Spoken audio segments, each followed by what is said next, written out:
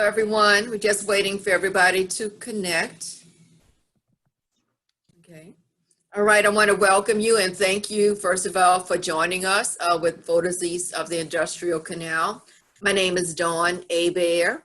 So what I'm going to do is I'm going to ask you all, I want you to give us your full name, your profession, how long you've been in that profession, what seat you are seeking, and your ballot number. And we'll start with Ethan Ashley. Thank you, Don. It's good to see you, my friend. Yeah. Ethan Ashley, I currently serve as the co-founder and director of a nonprofit called School Board Partners. I've been there for about a year, roughly. My ballot number is 120. Oh, me. Oh. Thank you. Ms. Payne? Good afternoon, everyone. I am Dr. Chanel Payne, candidate for Orleans Parish School Board District 2. I have been an educator for almost 20 years. I have served as a teacher, a literacy specialist, a master teacher, an instructional coach, as well as a school leader. I am currently the owner of CMP Educational Consulting Services. It's a business that offers tutoring and professional development workshops to students in the New Orleans area. My ballot number is number 124. Thank you. Ms. Howlette, and I'm hoping I'm pronouncing that correctly. Yeah, no, good evening. My name is Asya Howlette. I have been teaching for the past 9 years, and this year I am leading mostly due to COVID and changes in the school structure for this year. But I'm also a content specialist, so I work directly for a math curriculum because that is where my work is in secondary math. I am number 121. Thank you. And Mr. Jones? Hey, everybody. Thank you guys for having us. I'm Dr. Eric Jones, lifelong educator, product of the public educational school system, owner of Ed Solution, which provides professional development training for teachers and school leaders. My number on the ballot is 122, and I'm looking forward to entertaining and responding to the questions. Thank you. I want to introduce you to Donna Glapion and Brandon Gilmore. He's with You Going to Feel Me Now podcast, and they will pick up and ask you some questions. So here we go. Donna?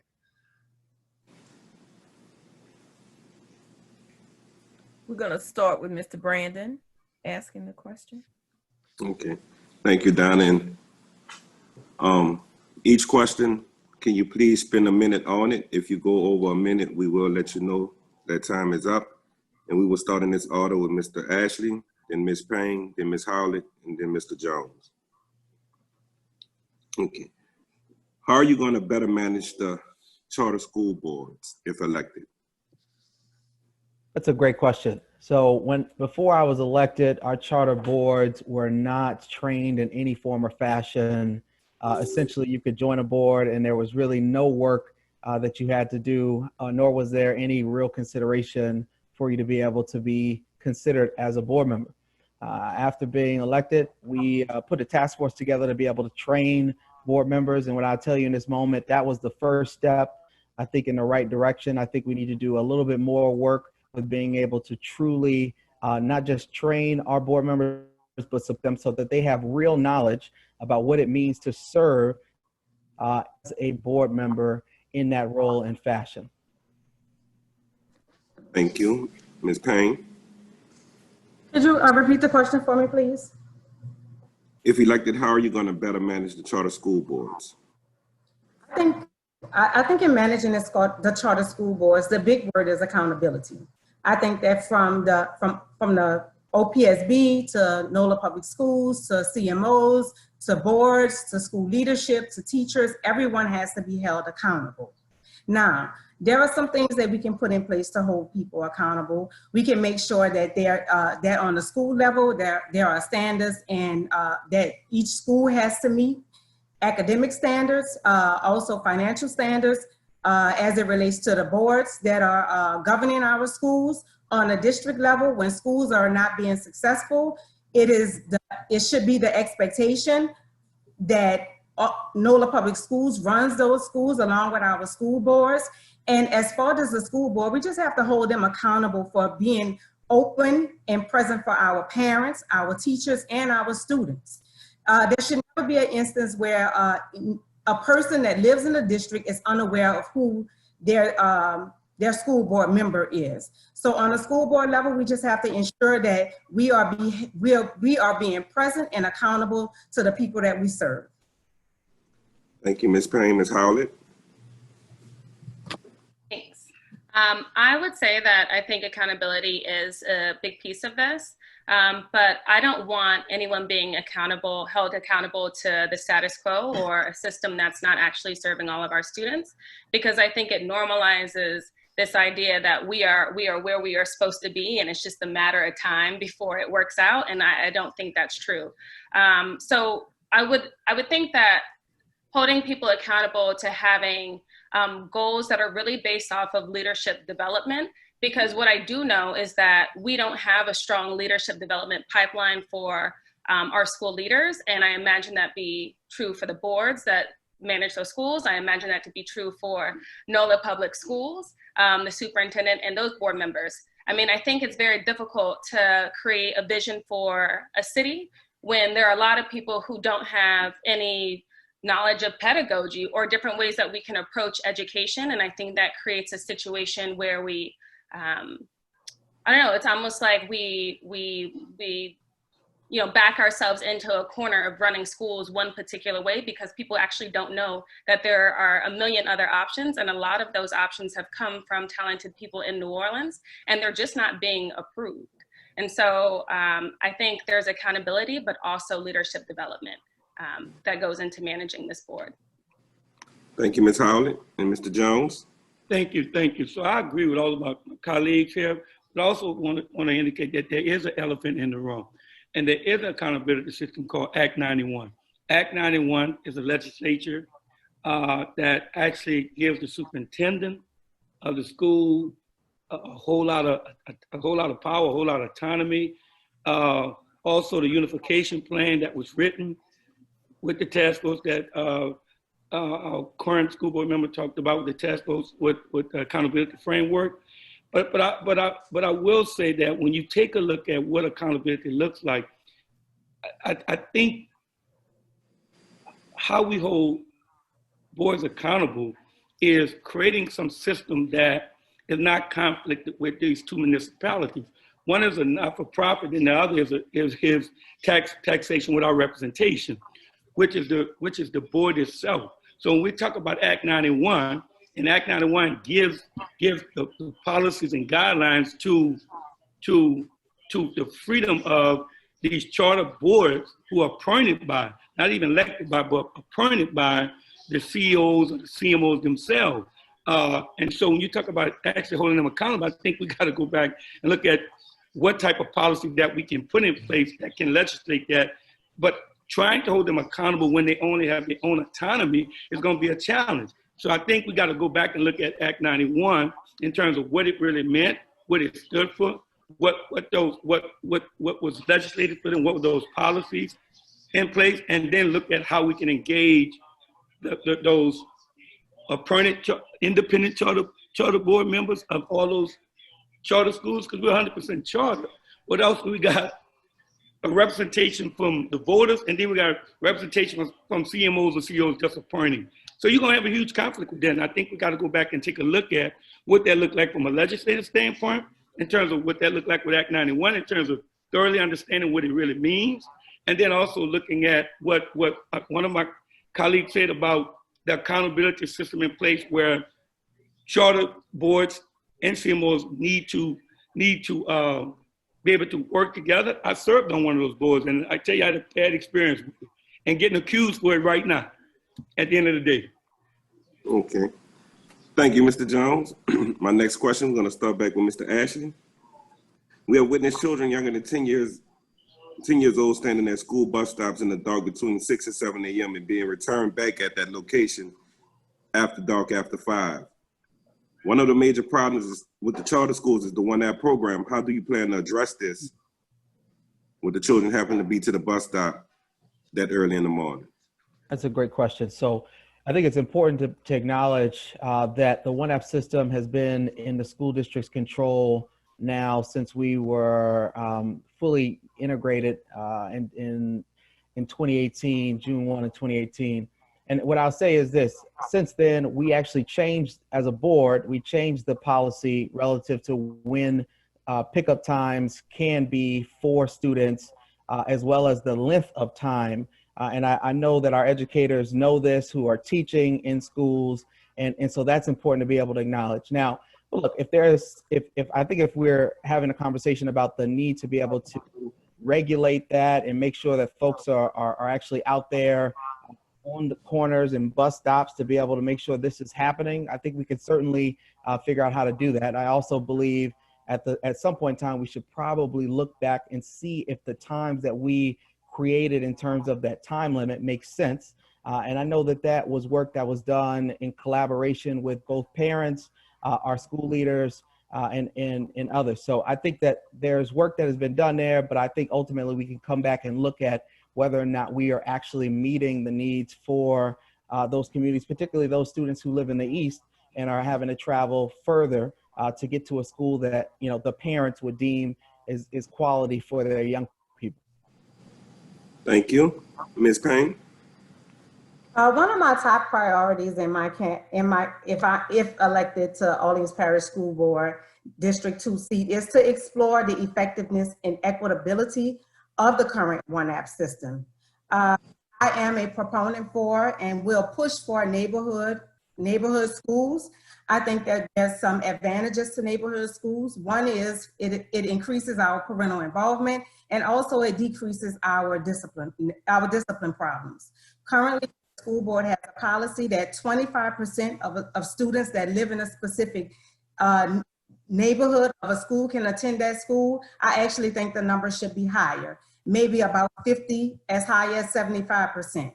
If I am a parent, and I have been a parent, in a neighborhood, and my daughter has gone to neighborhood schools, I pay taxes in that neighborhood, I feel like my child should be able to go to the school that is in her neighborhood. Specifically, if my child is going to a C, D, or F school, I do not feel like my child should be bused at 5:30, 6 o'clock in the morning to a school across town that's a C or F school. So I'm a proponent for community schools. I think that there are a lot of advantages to them, but the key to community schools is ensuring that all our schools are quality schools. How do we ensure that our schools are quality schools? We have to ensure that our educators are quality educators, which means that we have to ensure that our educators are properly trained, they are highly qualified, and they are supported. Thank you, Ms. Payne. Ms. Howlette? Would you mind asking the question, or give me the question one more time? I'm sorry, I just want to make sure I'm answering. No problem. We have witnessed children younger than 10 years old standing at school bus stops in the dark between 6 and 7 a.m. and being returned back to this location after dark, after 5. This is an issue. One of the major problems with this charter schools is the one app program. How do you plan to address this? Okay. So immediately I'm thinking about two parts to this. So one, we have, like, as a person who works in the schools, we have worked to make sure that we don't have kids at the buses that early. And so a lot of that work has been changing routes. But what I do think that problem is actually one that should be directly addressed with the school board of that school. And I'm not trying to say that it's not something that OPSB should be thinking about and considering, but I will say that one thing I want to make sure is true is that we are transparent with families about how they can get done what needs to get done. And this is one of those things where I'm like, you actually are probably better off going straight to that board and letting them know that the way they're handling your kid and them being out that early is just not going to fly. Like, I know that's, for example, the schools that I've worked at. So I've been at Carver, Alice Hart, and now I'm at Thurgood Marshall. And so that's been pretty consistent in that experience. And so I hope that doesn't feel dismissive at all of that question, but I do think that is one of those things where families should be able to know who directly they should be able to go to get that fixed. In terms of one app, I think there's this piece that is really important to note about one app is that I want to say that there's actually a range of like 25 to 40%, and those percents might be slightly off. And so I will admit that, I don't necessarily have all the facts working in a school building, but I do believe that there's a range, right? I think the issue is that the range is not applied equitably around all the schools. So some schools might be at like 25%, some schools might be at like 30 or 45%, whatever the case is. And so I think there's a question that should be asked is, which schools are going to have the higher percent of kids who are in their neighborhood, and why did those schools choose to have a higher percent? Because if you think about it, if it's a school that's like, I don't know, like one of those like uptown schools that, you know, everyone's fighting to get into, if it's one of those schools, that's actually keeping a lot of our Black and brown kids from being able to access those schools, as opposed to a school that's like Thurgood Marshall, where I'm at. I'm like, we always have open seats, unfortunately. And so, you know, I think all of that is kind of dependent on the individual school situation, but I think there should be an audit of what schools have what percents and why, and what's the impact that it's having on the whole system, with them being able to have varying percents. So I hope that gets to what you were asking. Thank you. Mr. Jones? You're on mute, Mr. Jones. So much, my friend. I just can't sugarcoat this. Listen, I'm not a component of one app. We know how one app happened. We know why one app was created, number one. So whether this impacts me one way or the other, it doesn't matter. One app is so unfair to the children in this city and this community, and particularly Black children, One app should have never been a system to determine whether or not we're going to put children in school. We took children away from neighborhoods, and now we want to create community schools. We all know why that was created and what that distribution system was. It is unfair for children. And when we talk about early kids, we talking about pre-K, we talking about babies that get on a bus at 5:30 to 6 o'clock in the morning, and it's pitch black. They spend half of their time on it. And here's the other problem. They own the bus with older children. It's not even a separation of that. So look, one app should not even be a conversation. We should not be talking about seats like we talk about beds and imprisonment, because this was just about. One app became a distribution center so that we can equally distribute and pass kids on from one point to the other. Look at the demographics, look at the geographics. When you look at schools that are doing well, Audubon, Lusher, Ben Franklin, they do not have buses pulling up to their schools. So at the end of the day, what we have to do is remove one app and bring these schools back to our neighborhoods where they belong. Bottom line, not community schools, neighborhood schools. We don't have to sugarcoat that. Thank you for the answer, Mr. Jones. You're welcome. Final question before I turn it over to Ms. Glapion. Do you think this, we're going to start with Mr. Ashley, I'm sorry. Do you think the school system is doing enough when it comes to special needs students? And if not, what can be done? Yeah, that's a great question. You know, I think as a district, we are certainly, I think at this point, supporting our schools as they try to meet the needs of young people and their families, particularly with specialities. But I'll tell you, I think there's a lot more that we can do. And I'll tell you, as a district, we have done a couple, we have invested resources, particularly for students who have behavioral and not just behavioral, but students who have in need of therapeutic day type of experiences because of their particular speciality. We have as a district has also set aside resources to be able to help train the human capital in buildings. So as a district, you know, we know that there's certain issues that should in fact be centralized in terms of supports. This is one of those things. Look, I think that we as a district can definitely do more in terms of investing in our special education supports for schools. And what I'll say, if there is a parent who is not receiving services, then we have more work to do. And what I'll tell you is I think that there are students and parents who are not receiving the services at charter schools. And that's important to be able to say. And while we know that there's a lawsuit out there, SPLC in 2010 filed a lawsuit against John White. And that lawsuit was around special education services. And so we know that with our accountability system as a district, it triggers when schools don't meet the needs of families and young people, they're not meeting their IEPs, so on and so forth. It triggers a non-compliance of a second degree non-compliance with us at the district. But again, that's not enough. We got to do more. We got to continue to train folks. We got to give resources to our schools. And then we also need to make sure that we are providing special programs for students with special needs. Now, there's one other thing that I want to acknowledge is we have this. I'm gonna have to stop you. It's over It's a all minute. right. Go ahead. I understand. Go ahead. Thank you. Ms. Payne? Yes, I think that our special needs students or students that fall under the special education umbrella are the most underserved students in our education system currently. I don't believe that having a special need or a disability should prevent a child from getting a free and appropriate education, something that they are by law required to have. I think that before Hurricane Katrina, we had assessment and appraisal, which kind of governed our special education system. And it is no secret that in this city, a lot of our schools are having difficulties ensuring that students get the services that are outlined in their IEPs. Now, what we can do to ensure that our students get the services that they need is, one, we can ensure that our special education staff and teachers are certified special education teachers. We can also ensure that they receive ongoing professional development as it relates to IEPs, the changes in laws as it relates to special education. And we can ensure that they have the proper funding to ensure that they can provide for the needs of the students who they are held accountable for. We can also really push for quality classroom instruction, and that every student is receiving that instruction on every level.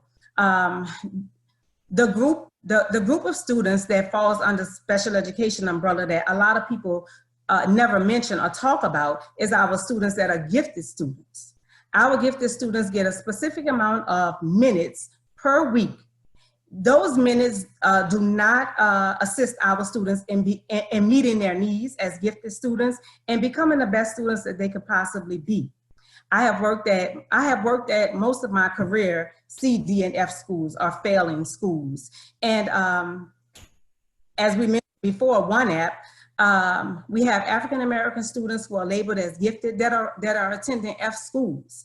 And it's disheartening because I've seen with my own eyes those students not receiving the services that they should be receiving, and schools not even being equipped as far as teacher workforce to provide the services that those students. Ms. Payne, I'm gonna have to stop you. I'm sorry. Okay, thank you. Ms. Howlette? Yeah, I just want to, not a part of my answer, but I do think it's really disheartening how few of our Black and brown children are having access to gifted programs. So I just want to elevate that because that's just ridiculous. Yeah, that's just ridiculous. But to the point of kids being served just generally based off of their abilities in special ed programs, I see this as three parts. The first part is leadership development for special education leaders, and making sure that there's consistency in how the IEPs are being interpreted across the city. Because we do have a pretty transient population. And so that means that a kid can go from one school to the next school to the next school, and then the interpretation of that IEP can change, which then impacts how their learning experience is shaped. So consistency and development opportunities for educators in SPED. I think the other piece is our teacher turnover is twice that of what cities our size, something to that effect. And that inconsistency of having the same educators, having veteran educators, people who have been there, who are learning the kids, but also learning their needs over time is incredibly important. So we need to make sure that our system is doing a better job of keeping educators who know what they're doing in these spaces. And then I think the third piece is the expansion of wraparound services. So one of the things that happens, and I'm sure all of you have family members that are educators. One of the things that happens is sometimes the school is not able to meet the needs of a student because their exceptionality is one that maybe requires like therapeutic services. But when the kids, they leave us and they might go to a therapeutic space, it doesn't, like you can't assume that it's the appropriate therapeutic space for them. And I think we only have like one or two options. And so the kids really don't have much choice. Either you make it there or you're sent right back. And then when you're sent right back, then that then creates like these disciplinary issues because they're acting out because of all these other things that are happening. So either way, I think it's, like I said, the 3 parts of 1, making sure we have development for our SPED leaders, 2, to figuring out our teacher retention, and 3, supporting our wraparound services, an honorable mention, making sure we have more gifted programs for our Black and brown kids. That's it. Thank you. Mr. Jones, you're on mute. This technology itself.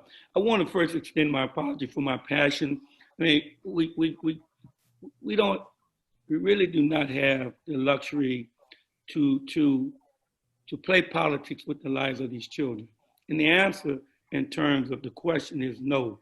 Our scholars are not receiving, our special needs scholars are not receiving the quality of service it needs. And historically, Dr. Payne said it exceptionally well. We definitely are experiencing a very limited amount of resources that are given. And the reason for that, there are no checks and balances in terms of who's monitoring that system. I don't even know if this district, and I could be wrong, and that's the question that Ethan can answer, whether or not we have a director. When we used to have public education, if you remember, Dr. Payne, where we had a director or a deputy superintendent over special need kids. Now, I don't even know if we have that. Again, you know, that's Ethan's question, because we have so many independent school districts, we're 100% charter. But I can tell historically, majority of our schools have faced, as it relates to charter schools, that huge experience, and that's why the question keeps coming up, because these are charter schools that did not understand the special need population or understood the services that they needed, because we were creating CMOs and putting people in those roles that did not have educational background, did not have educational experience, did not have the proper educational training that they needed to run a school or manage a school or become a director of a school. We have independent superintendents, because that's what these CEOs could be considered to be called. So at the end of the day, for me, the answer is no. They're not getting it, and they're still not getting it. And until we put an accountability system together, and I do agree with the 3 points that Asa said, but until we take a look at that, guess what's happening? They're going to continue to further down the wayside of not getting that. And majority of the charter schools can tell you they're experiencing, because they don't understand, you know, what their assessment look like before they even identify whether their child needs to be assessed and get IEPs. And here's the other thing: there's no update. There's time. We have to go to the next question. Sorry, Thank Dr. you. Thank you.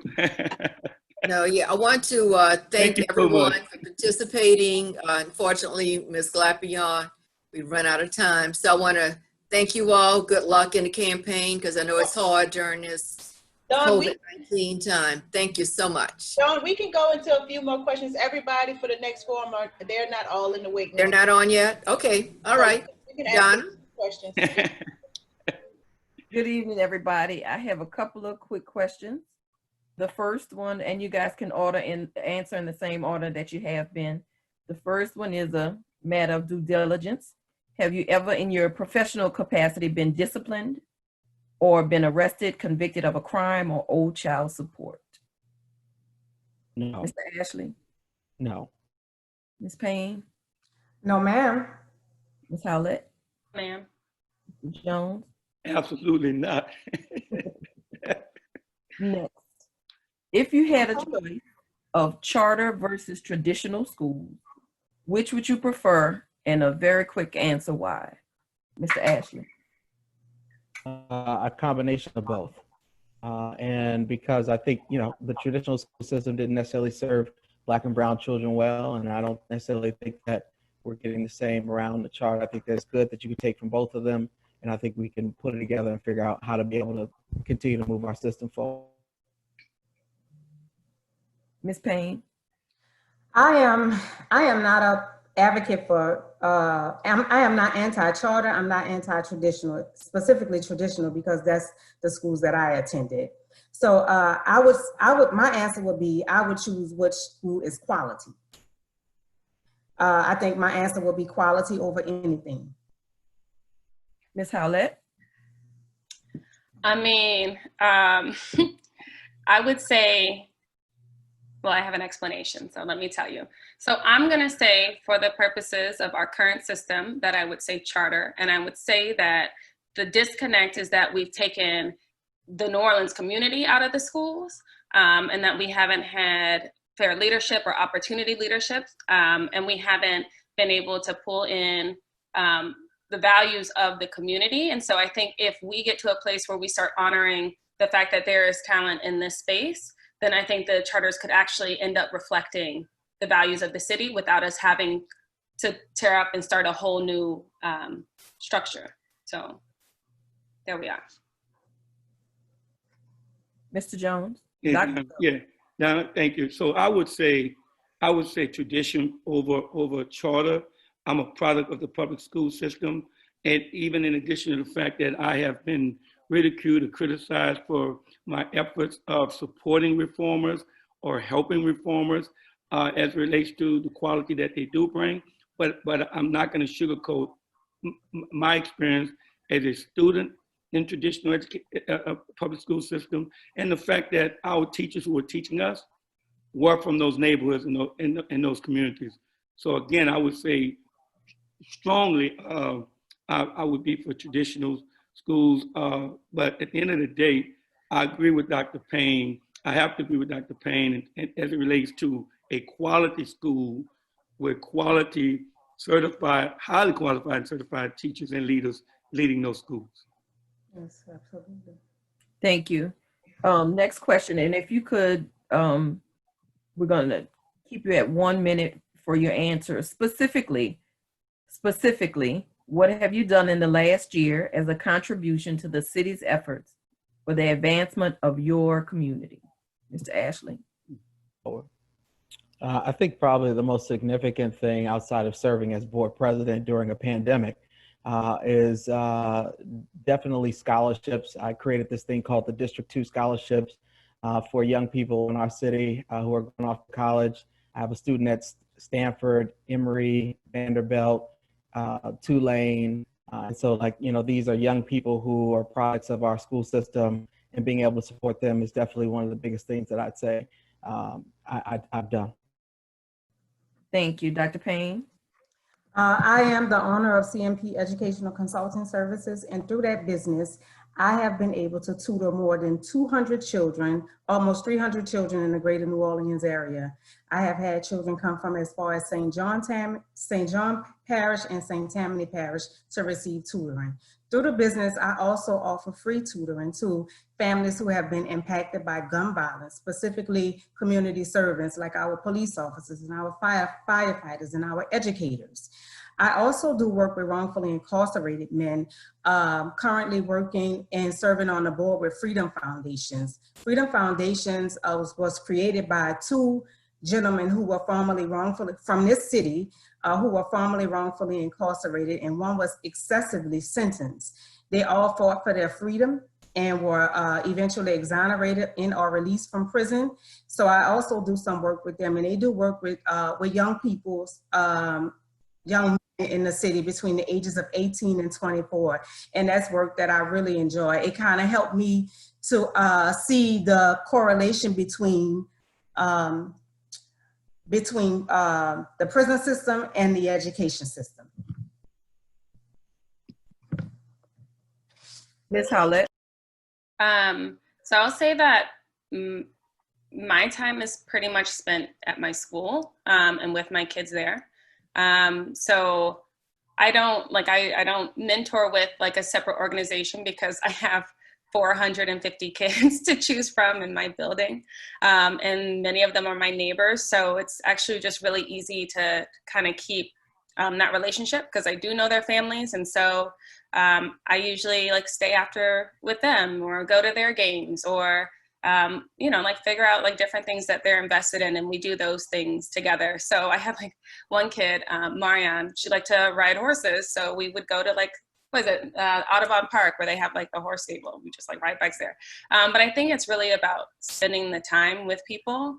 And it's the people that I have most contact with. And so those are my kids. I've also always run an accelerated math course because as mentioned before, we don't have a lot of opportunities for like gifted and AP and honors programs. So I just started my own separate class. And so I run that with the kids, or I'll do like a short story book club. And so we just apologize, but we have to move on. So that was quick. So Dr. Jones, please. We have Yeah. Thank you. So my greatest contribution to this city since COVID has hit has been able to serve almost 1,000+ families, averaging about 80 second harvest food giveaways across the city. Also, thousands of cases of water that we've been able to give as well. So I was very excited about that because I know it also affects the families and the children of those families. And last but not least, watching one of my students within a year or so run, particularly this year, run unopposed, Rachel Johnson for judge, and she's one of my prized possessions as a student, and she was able to get elected. So those are the kinds of things that I'm excited about.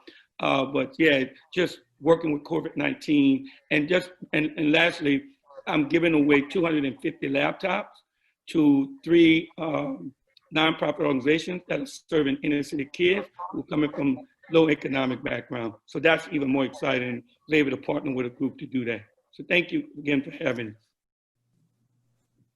Is the time up? Yes. Yes. Okay. All right. Well, again, I want to thank you all for coming. Have a great night and good luck.